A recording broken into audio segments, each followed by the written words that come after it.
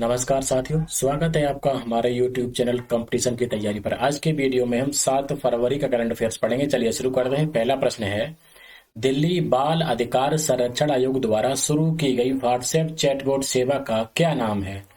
तो सेवा का नाम है बाल मित्र। दिल्ली बाल अधिकार निकाय ने व्हाट्सएप चैटबॉट सेवा लॉन्च की है जिसका क्या नाम है? बाल मित्र। और ये सेवा जो है बच्चों और माता पिता को संचार सहायता प्रदान करने के लिए लॉन्च की गई है। इसमें माता पिता जो है वो प्रवेश संबंधी मुद्दों जैसे शिक्षा संबंधी मुद्दों पर चर्चा कर सकते हैं। यह सेवा जो है जनता और सरकार के बीच संचार की खाई को दूर करने के लिए शुरू की गई है। विशेषताएं क्या है? इसमें शिकायत दर्ज करा सकते हैं और अपनी शिकायत को ट्रैक भी कर सकते हैं। अब बात करते हैं दिल्ली बाल अधिकार संरक्षण आयोग की। तो दिल्ली बाल अधिकार संरक्षण आयोग का गठन बाल अधिकार संरक्षण आयोग अधिनियम 2005 के तहत किया गया है। यह बाल अधिकारों के मामलों पर दिल्ली सरकार का वैधानिक प्रहरी है। इसके अध्यक्ष कौन है? श्री अनुराग कुंडू। और इस आयोग ने हाल ही में अर्ली वार्निंग सिस्टम भी लॉन्च किया है। इस प्रणाली का मुख्य उद्देश्य दिल्ली में ड्रॉप आउट दरों को कम करना है। चलिए बात कर लेते हैं दिल्ली की। तो दिल्ली के मुख्यमंत्री श्री अरविंद केजरीवाल जी हैं, जिनकी पार्टी का नाम है आम आदमी पार्टी। उपराज्यपाल विनय कुमार सक्सेना है। दिल्ली में लोकसभा की 7 सीटें हैं, राज्यसभा की 3 हैं। यायात्सो को किस राज्य का पहला जैव विविधता विरासत स्थल घोषित किया गया है? तो इसका आंसर है लद्दाख। लद्दाख जो है वो केंद्र शासित प्रदेश है। चलिए इसके बारे में जानते हैं। यायात्सो, जिसे अपनी खूबसूरत झील के लिए पक्षियों के स्वर्ग के रूप में जाना जाता है, उसको लद्दाख की पहली जैव विविधता विरासत स्थल के रूप में प्रस्तावित किया गया है। यायात्सो बड़ी संख्या में पक्षियों और जानवरों के लिए घोंसला बनाने का आवास है। इसे भारत में काली गर्दन वाले सारस के उच्चतम प्रजनन स्थलों में से एक होने का गौरव भी प्राप्त है। अब बात करते हैं जैव विविधता विरासत स्थल की। तो जैव विविधता विरासत स्थल ऐसे क्षेत्र हैं जो समृद्ध जैव विविधता वाले अद्वितीय पारिस्थितिक रूप से नाजुक पारिस्थितिक तंत्र हैं। जैव विविधता अधिनियम 2002 के तहत राज्य सरकारों को जैव विविधता विरासत स्थलों के रूप में जैव विविधता महत्व के क्षेत्रों के स्थानीय निकायों के परामर्श से BHS अर्थात जैव विविधता विरासत स्थल को अधिसूचित करने का अधिकार है। भारत में कुल 36 जैव विविधता विरासत स्थल हैं और जो महेंद्रगिरी पहाड़ी है उड़ीसा में, उसको 2022 में जोड़ा गया है। ये आखिरी जैव विविधता विरासत स्थल है। चलिए बात करते हैं लद्दाख की। तो इसकी राजधानी है लेह और इसमें 2 जिले हैं, लेह और कारगिल। राज्यपाल कौन है? राधा कृष्ण माथुर। अगला प्रश्न है, किसने भारत को अग्रणी निवेशक के रूप में नामित किया है? तो ये नामित किया है अंतरराष्ट्रीय समुद्री प्राधिकरण ने। अंतरराष्ट्रीय समुद्री प्राधिकरण ने भारत को अग्रणी निवेशक के रूप में नामित किया है। सरकार ने कहा है कि अंतरराष्ट्रीय समुद्री प्राधिकरण ने आधिकारिक तौर पर भारत को पायनियर इन्वेस्टर के रूप में नामित किया है। अंतरराष्ट्रीय समुद्री प्राधिकरण के महासचिव माइकल डब्ल्यू लॉज की भारत यात्रा के दौरान इसकी घोषणा की गई थी। पायनियर इन्वेस्टर एक निवेशक है जो इस मामले में समुद्र तल पर पॉलीमेटेलिक नोड्यूल्स में किसी भी नए क्षेत्र या प्रौद्योगिकी निवेश में प्रारंभिक निवेश करता है। अब बात करते हैं ISA अर्थात अंतरराष्ट्रीय समुद्री प्राधिकरण की। यह समुद्र के कानून पर 1982 के संयुक्त राष्ट्र सम्मेलन के तहत स्थापित एक अंतर सरकारी निकाय है। यह गहरे समुद्र में खनिज संसाधनों से संबंधित सभी गतिविधियों की निगरानी के लिए उत्तरदायी है। इसका हेडक्वार्टर कहाँ है? जमैका में। इसकी स्थापना 1994 में हुई थी। अंतर्राष्ट्रीय समुद्री तल वह क्षेत्र होता है जो राष्ट्रीय अधिकार क्षेत्र की सीमा से परे होता है और दुनिया के महासागरों के कुल क्षेत्रफल का लगभग 50% का प्रतिनिधित्व करता है। अगला प्रश्न है, किस संगठन ने अडानी एंटरप्राइजेज को स्थिरता सूचकांकों से हटाने का निर्णय लिया है? तो उस संगठन का नाम है S&P Dow Jones. Adani enterprises को 7 फरवरी 2023 को S&P डाउ जोन्स द्वारा स्थिरता सूचकांक से हटा दिया जाएगा। इंडेक्स में ग्लोबल सस्टेनेबिलिटी लीडर शामिल हैं। जैसा कि S&P ग्लोबल ने अपने कॉर्पोरेट सस्टेनेबिलिटी असेसमेंट के जरिए इनको पहचाना है। यह लंबी अवधि के आर्थिक, पर्यावरण और सामाजिक मानदंडों के आधार पर S&P ग्लोबल ब्रांड बाजार सूचकांक में सबसे बड़ी 2500 कंपनियों में से शीर्ष 10% का प्रतिनिधित्व करता है। इलेक्ट्रॉनिक्स और सूचना प्रौद्योगिकी मंत्रालय द्वारा शुरू की गई डिजिटल इंडिया मोबाइल वैन का पहला गंतव्य कौन सा होगा? तो ये होगा लखनऊ। इसे नई दिल्ली में इलेक्ट्रॉनिक्स और सूचना प्रौद्योगिकी मंत्रालय द्वारा लॉन्च किया गया था।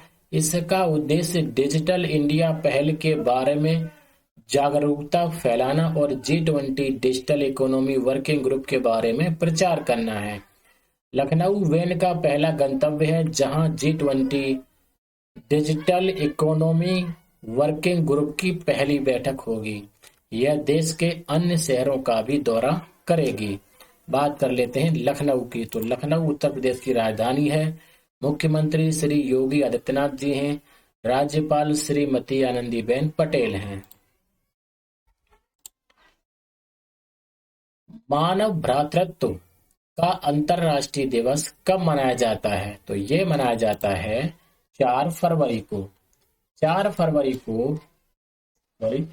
फरवरी 2019 को अल अजहर के ग्रैंड इमाम अहमद अल तैयब और पोप फ्रांसिस द्वारा हस्ताक्षरित विश्व शांति और एक साथ रहने के लिए मानव बंधुता नामक ऐतिहासिक दस्तावेज का जश्न मनाने के लिए अंतर्राष्ट्रीय मानव बंधुत्व दिवस की स्थापना की गई थी। इसकी स्थापना 21 दिसंबर 2020 को संयुक्त राष्ट्र महासभा द्वारा की गई थी। इसका आदर्श वाक्य क्या है? सामंजस्य में मतभेद। किस बीमा कंपनी ने पे एज यू ड्राइव वाहन बीमा पॉलिसी लॉन्च की है? तो ये लॉन्च की है न्यू इंडिया एश्योरेंस ने। न्यू इंडिया एश्योरेंस ने पे एज यू ड्राइव वाहन बीमा पॉलिसी लॉन्च की है। यह व्यापक मोटर बीमा पॉलिसी प्रदान करता है जो वाहन के उपयोग के आधार पर प्रीमियम भी वसूलता है। पॉलिसी के 2 घटक थर्ड पार्टी कवर और ओन डैमेज कवर हैं। पॉलिसी की शेष अवधि के लिए कवरेज जारी रहेगा भले ही वाहन को सीमा से अधिक चलाया गया हो। अब बात करते हैं न्यू इंडिया एश्योरेंस की। New India assurance company limited Bharat सरकार के वित्त मंत्रालय के स्वामित्व में एक केंद्रीय सार्वजनिक क्षेत्र का उपक्रम है। इसकी स्थापना 1909 में सर दोराबजी टाटा ने की थी और 1973 में इसका राष्ट्रीयकरण किया गया था। यह मुंबई, महाराष्ट्र में स्थित है। यह विदेशी परिचालन सहित सकल प्रीमियम संग्रह के आधार पर भारत की सबसे बड़ी राष्ट्रीयकृत सामान्य बीमा कंपनी है। फुटबॉल एशियाई कप 2027 की मेजबानी कौन करेगा? तो ये करेगा सऊदी अरब। सऊदी अरब फुटबॉल के 2027 एशियाई कप की मेजबानी करेगा। एशियाई फुटबॉल परिसंघ ने घोषणा की है कि सऊदी अरब ने 1956 में अपनी स्थापना के बाद से अपने इतिहास में पहली बार 2027 एशियाई राष्ट्र कप की मेजबानी जीती है। बहरीन की राजधानी मनामा में 1 फरवरी 2023 को एशियाई फुटबॉल परिसंघ की 33वीं कांग्रेस के दौरान इसकी घोषणा की गई थी। दिसंबर 2022 में भारत की वापसी के बाद सऊदी अरब कांग्रेस में प्रस्तुत एकमात्र बोली थी। बात करते हैं एशियाई फुटबॉल परिसंघ की। तो एशियाई फुटबॉल परिसंघ एशिया और ओशनिया के कुछ देशों और क्षेत्रों में एसोसिएशन फुटबॉल, बीच फुटबॉल और फुटसल का शासी निकाय है। इसके जो सदस्य हैं वो 47 सदस्य देश हैं। भारत एक सदस्य देश है और इसकी स्थापना जो है वो 8 मई 1954 में हुई थी। कहाँ पे? मनीला, फिलीपींस में। राष्ट्रपति कौन है? सलमान बिन इब्राहिम अल खलीफा। मुख्यालय कुआलालंपुर, मलेशिया में है। और एशियाई फुटबॉल परिसंघ एशियाई कप 2023 जो है वो कतर में होगा 26 जून से 16 जुलाई तक। बात करते हैं सऊदी अरब की। तो सऊदी अरब आधिकारिक तौर पर जो है वो अरब का साम्राज्य पश्चिमी एशिया का एक देश है। यह एशिया का 5वां सबसे बड़ा देश है। राजधानी कहाँ है? रियाद। मुद्रा है सऊदी रियाल और राजा कौन है? सऊदी अरब के सलमान। सरकार जो है वो पूर्णतः राजशाही है। इसके पास दुनिया का सबसे बड़ा तेल भंडार है और यह दुनिया के सबसे बड़े तेल उत्पादक देशों में से एक है। यह खाड़ी सहयोग परिषद जीसीसी का संस्थापक सदस्य भी है। किस गीत को महाराष्ट्र का राज्य गीत घोषित किया गया है? तो उसका नाम है जय जय महाराष्ट्र माझा। इस गीत की रचना 1956 और 62 तक ऑल इंडिया रेडियो के लिए काम करने वाले कवि राजा बड़े ने की थी और संगीत श्रीनिवास खले ने दिया था।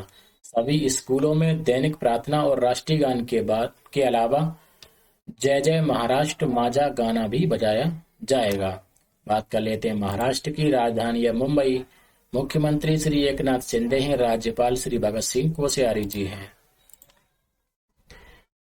एल्बम डिवाइन टाइड्स के लिए ग्रैमी अवार्ड 2023 किसने जीता? तो ये जीता है रिकी केज ने। ये भारत के हैं। भारतीय संगीतकार रिकी रेज ने 6 फरवरी को संगीत पुरस्कार समारोह के 65वें संस्करण में अपना तीसरा ग्रैमी पुरस्कार जीता। भारत के रिकी रेज ने अपने एल्बम डिवाइन टाइड्स के लिए ग्रैमी अवार्ड 2023 जीता है। तो क्रम कौन सा है? 65वां। एल्बम का नाम क्या है? Divine tides.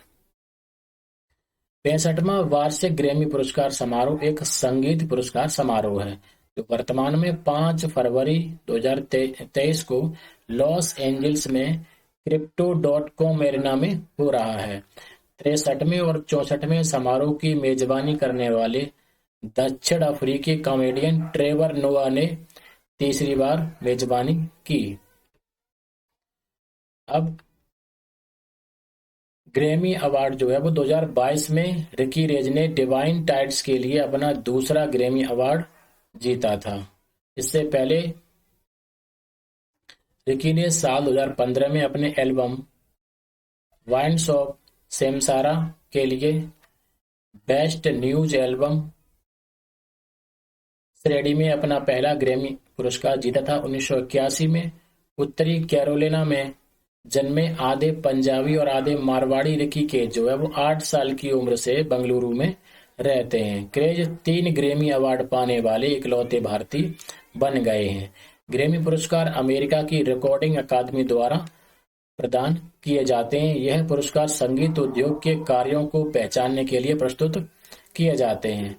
अब जो भी इसके पुरस्कार विजेता है उनकी सूची आपको पीडीएफ में मिल जाएगी। वीडियो के नीचे डिस्क्रिप्शन में लिंक दिया होगा टेलीग्राम चैनल का, वहां से आप इसकी पूरी पीडीएफ लोड कर सकते हैं। तो दोस्तों ये थे आज के करंट अफेयर के महत्वपूर्ण प्रश्न। आज की वीडियो में इतना ही। वीडियो कैसी लगी, आपके सुझाव सादर आमंत्रित हैं। कुछ नया चाहते हैं तो वो भी आप हमें बता सकते हैं, हम आपको उपलब्ध कराने की पूरी कोशिश करेंगे। धन्यवाद। जय हिंद, जय भारत।